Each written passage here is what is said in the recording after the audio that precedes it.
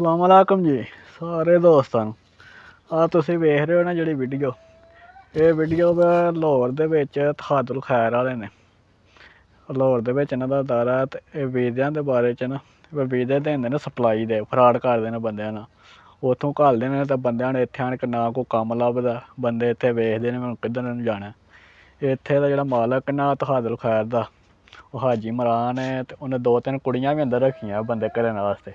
ਉਹ ਬਿਠਾਈਆਂ ਅਤੇ ਏਜੰਟ ਵੀ ਇਹਦੇ ਅੰਦਰ ਬਹਿੰਦੇ ਨੇ, ਅਤੇ ਜਦੋਂ ਏਜੰਟਾਂ ਨੂੰ ਲੋਕ ਪੈਸੇ ਫਸਾ ਲੈਂਦੇ ਨੇ ਨਾ, ਅਤੇ ਉਦੋਂ ਉਹ ਆਂਦਾ ਮੈਂ ਵਸੂਲ ਨਹੀਂ ਆਇਆ ਅਤੇ ਮੈਨੂੰ ਪਤਾ ਹੀ ਨਹੀਂ ਹੈ ਕਿਹੜਾ ਏਜੰਟ। ਹਾਲਾਂਕਿ ਬੈਠੇ ਵੀ ਇਹਦੀ ਏਜੰਸੀ ਦੇ ਅੰਦਰ ਹੁੰਦੇ ਨੇ, ਅਤੇ ਜਿਹੜੇ ਵੀ ਇਹਨਾਂ ਦੇ ਥਰੂ ਆਏ ਨੇ ਉਹਨਾਂ ਨੂੰ ਤਾਂ ਪਤਾ ਹੀ ਹੋਣਾ।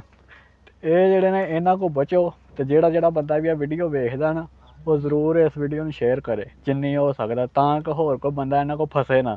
ਵੀਜ਼ੇ ਦੇ ਪੈਸੇ ਫਾੜ ਲੈਂਦੇ ਨੇ 4-4 5-5 ਲੱਖ, ਅਤੇ ਬੰਦਿਆਂ ਨੂੰ ਉੱਥੇ ਵੀ ਜ਼ਲੀਲ ਕਰ ਦਿੰਦੇ। ਬਾਅਦ 'ਚ ਬੰਦਾ ਬਾਹਰ ਆ ਹੀ ਜਾਏ ਔਖਾ ਸੌਖਾ ਹੋ ਕੇ। ਕੰਪਨੀ ਦਾ ਵੀਜ਼ਾ ਇਹਨਾਂ ਕੋਲ ਕੋਈ ਕਿਸੇ ਕੰਪਨੀ ਦਾ ਵੀਜ਼ਾ ਨਹੀਂ ਹੈ, ਸਪਲਾਈ ਦਾ ਵੀਜ਼ੇ ਨੇ ਠੇਕੇਦਾਰੀ ਨਿਜ਼ਾਮ ਦੇ, ਅਤੇ ਉਹ ਬੰਦੇ ਹੁਣ ਇੱਥੇ ਆਣ ਕੇ ਕੰਮ ਵੀ ਨਹੀਂ ਲੱਭਦੇ, ਨਾ ਕਿਸੇ ਦਾ ਕੰਮ ਬਣਦਾ। ਏਜੰਸੀ ਦਾ ਅੰਦਰਲਾ ਹਿੱਸਾ ਜੇ ਬਾਹਰੋਂ ਵੀ ਤੁਹਾਨੂੰ ਵਿਖਾ ਖੜਿਆ, ਅਤੇ ਏਜੰਸੀ ਦੇ ਵਿੱਚ ਲੜਕੀਆਂ ਲੁੜਕੀਆਂ ਬਿਠਾਈਆਂ, ਉਹ ਫੋਨਾਂ 'ਤੇ ਡੀਲਿੰਗ ਕਰ ਰਹੀਆਂ, ਮੁੰਡਿਆਂ ਨੂੰ ਪਸੰਦੀਆਂ ਸਮਝ ਲਓ ਬਈ।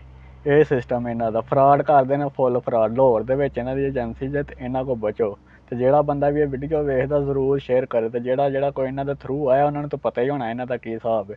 ਹਾਜੀ ਇਮਰਾਨ ਇਹਦੇ ਅੰਦਰ ਜਿਹੜਾ ਇਹਦਾ ਮਾਲਕ ਨਾ, ਜਿਹਦੇ ਨਾਂ 'ਤੇ ਏਜੰਸੀ ਹੈ, ਅਤੇ ਇਹ ਜ਼ਰੂਰ ਵੀਡੀਓ ਤੁਸੀਂ ਸ਼ੇਅਰ ਕਰਨੀ। ਇਹ ਫਰਾਡੀਏ ਜੇ, ਇਹਨਾਂ ਕੋਲ ਬਚੋ ਜਿੰਨਾ ਬਚ ਸਕਦੇ ਹੋ। ਅਤੇ ਜਿਹੜਾ ਮੇਰਾ ਭਾਈ ਇਹ ਵੀਡੀਓ ਵੇਖਦਾ ਨਾ, ਉਹ ਜ਼ਰੂਰ ਇਸ ਵੀਡੀਓ ਨੂੰ ਸ਼ੇਅਰ ਕਰੇ, ਤਾਂ ਕਿ ਹੋਰ ਕੋਈ ਬੰਦਾ ਇਹਨਾਂ ਕੋਲ ਬਚ ਸਕੇ।